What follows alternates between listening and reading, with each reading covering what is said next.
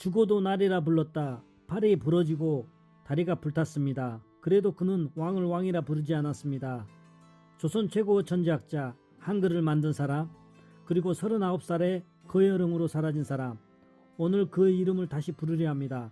그럼 시작하겠습니다. 성산문 선생의 묘가 있는 곳입니다. 충남 농산입니다. 논산. 저기 비석 앞에, 사당 앞에 비석이 하나 있는데요. 충문공 매주컨 성선생이라고 적혀 있습니다.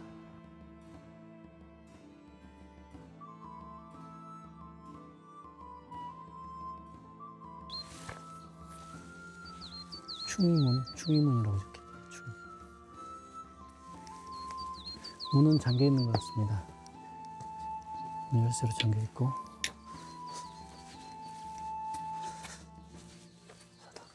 성인문이라고 적혀 있죠. 성산문 선생님 성인문이라고 적혀 있고. 자, 그러면 묘소로 한번 올라가 보겠습니다. 저기에도 저기 하나 있네. 여기까지 못 들어가게 해놨네.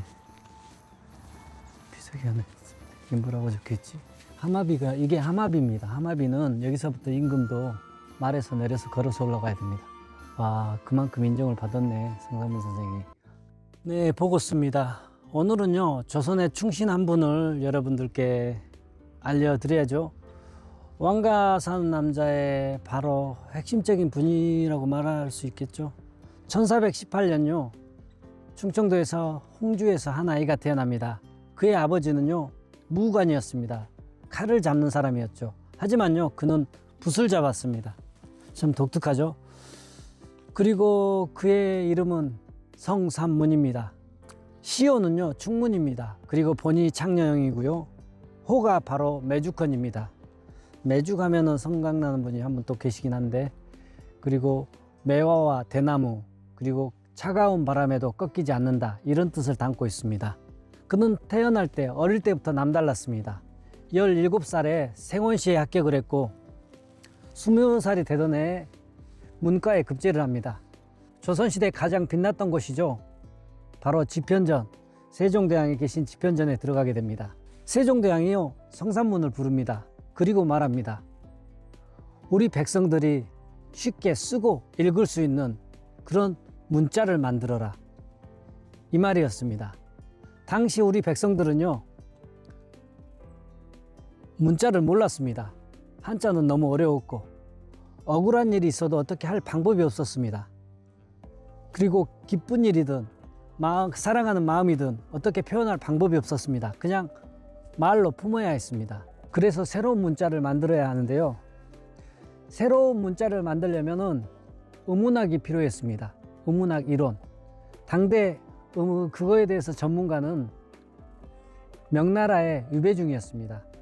이름이 황찬입니다.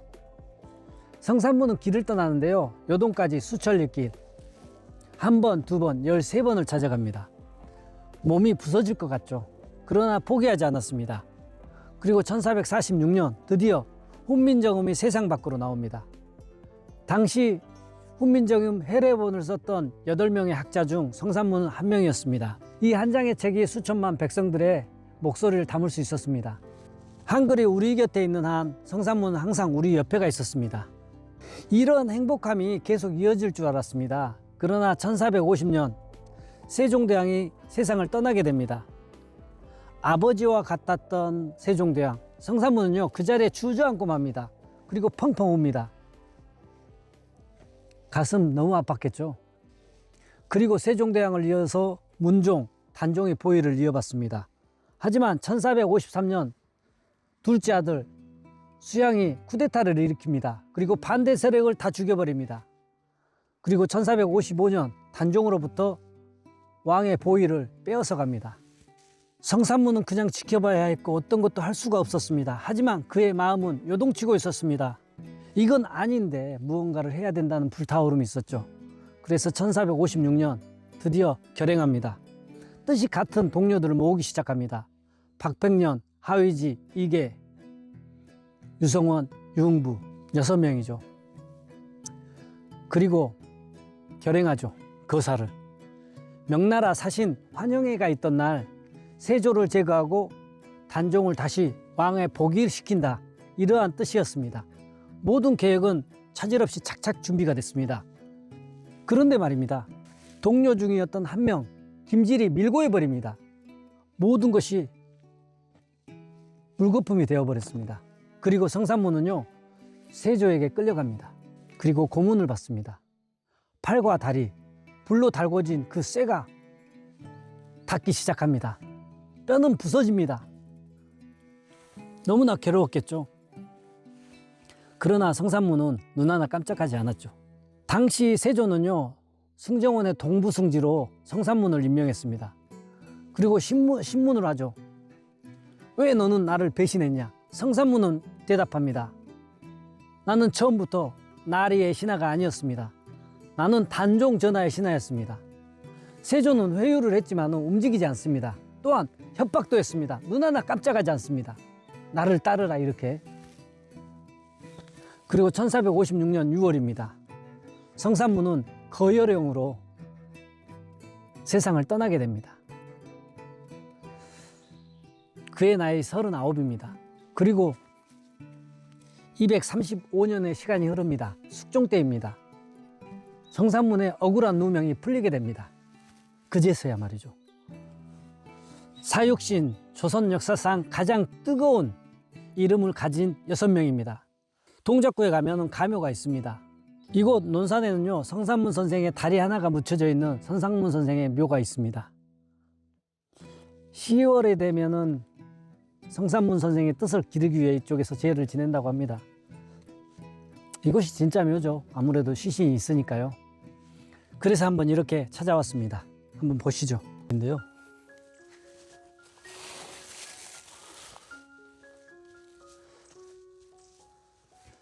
여기가 성산문 선생의 묘입니다. 이렇게 재단이 있고 10월이 되면은 매번 이렇게 제를 모신다고 합니다.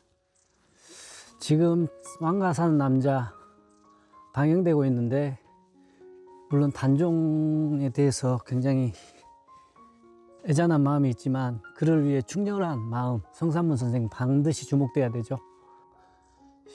여기에는 다리 한쪽이, 다리 하나가, 한쪽 다리가 이곳에 묻혀 일지총이라고도 불렀다. 일지총이라고 하는구나.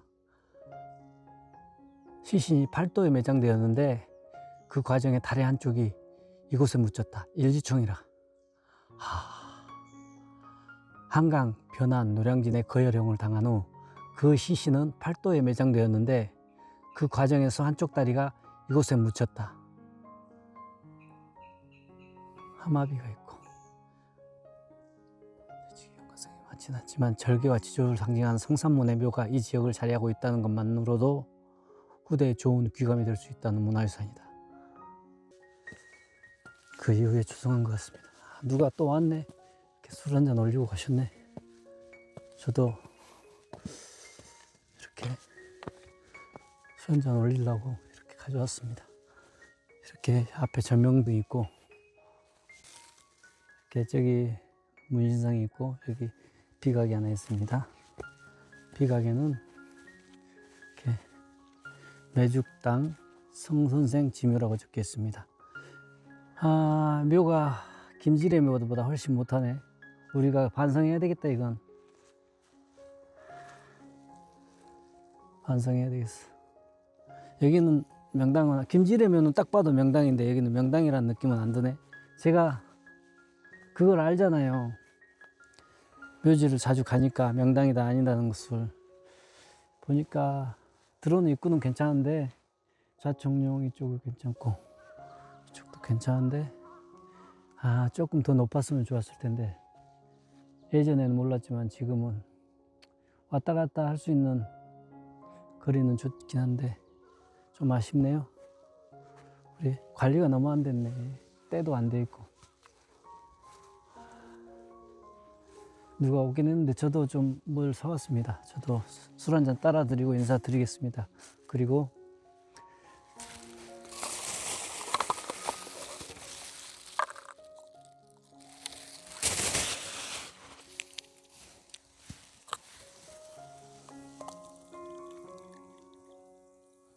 성산문 선생님이 돌아가시기 전에 절명시를 읊었죠. 그 절명시 한번 들려드리겠습니다. 둥둥 울리는 북소리는 사람의 목숨을 재촉하는데 고개를 돌려보니 해는 서산에 뉘엿뉘엿 지려 하는구나. 황천 가는 길에 주막 하나 없을 터인데 오늘 밤은 누구의 집에서 잠을 청해야 하는가. 이런 절명시입니다. 좀 가슴 아픈 사연인데, 자, 여기가 바로 성산문 선생의 다리 한쪽에 있는 논산에 있는 묘입니다. 팔도에다 이렇게 버렸다고 하니까, 묻어버렸다고 하니까 마음이 아프네요.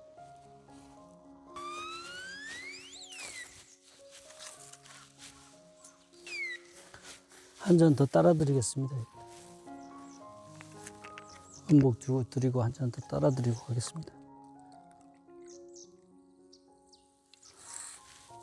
이게 월매입니다. 매화 주죠. 이게.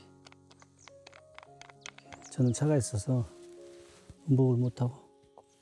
누가 한 분이 오셨네.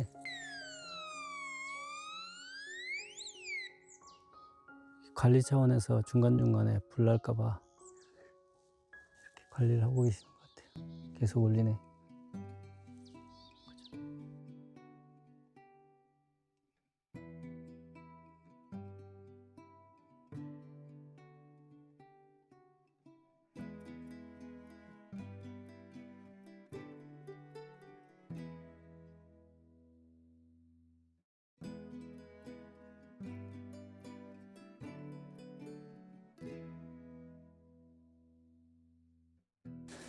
여기 말고 또 다른 곳에 또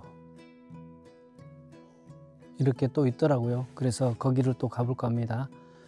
보은입니다. 보은에 유어지하고 또 노은단이 있습니다. 그래서 한번 거기도 보고 오늘은 성산문 선생 자취를 한번 걸어볼까 합니다. 충북 노은입니다. 노은, 노상군과 의인들의 이런 노은단에서 유래가 됐지 않나 생각이 듭니다. 그리고 노은리에는요, 성산문 선생의 유어비가 있습니다. 이 유어비는요, 이곳 성산문 선생이 홍주에서 태어났다는 게 기록되어 있고요. 현종 때 선생의 신주가 인왕산 산 기슭에서 발견된 사실, 그리고 옮기는 과정이 기록되어 있습니다. 이곳은요, 또 성산문 선생의 또 사당 충문사가 있습니다.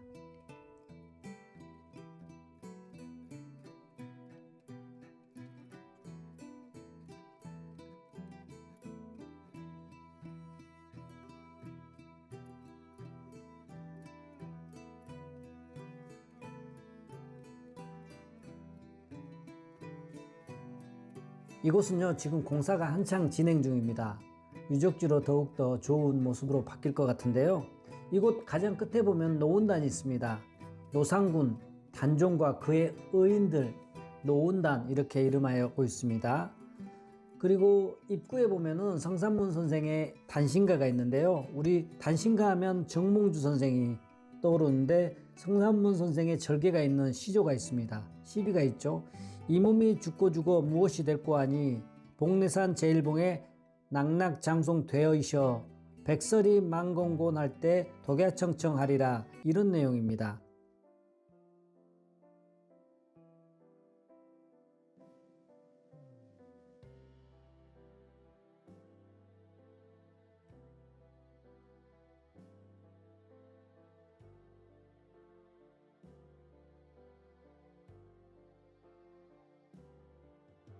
그리고 노군단 안쪽으로 들어가면요, 성산문 선생의 절개를 기리는 가묘가 또 있습니다.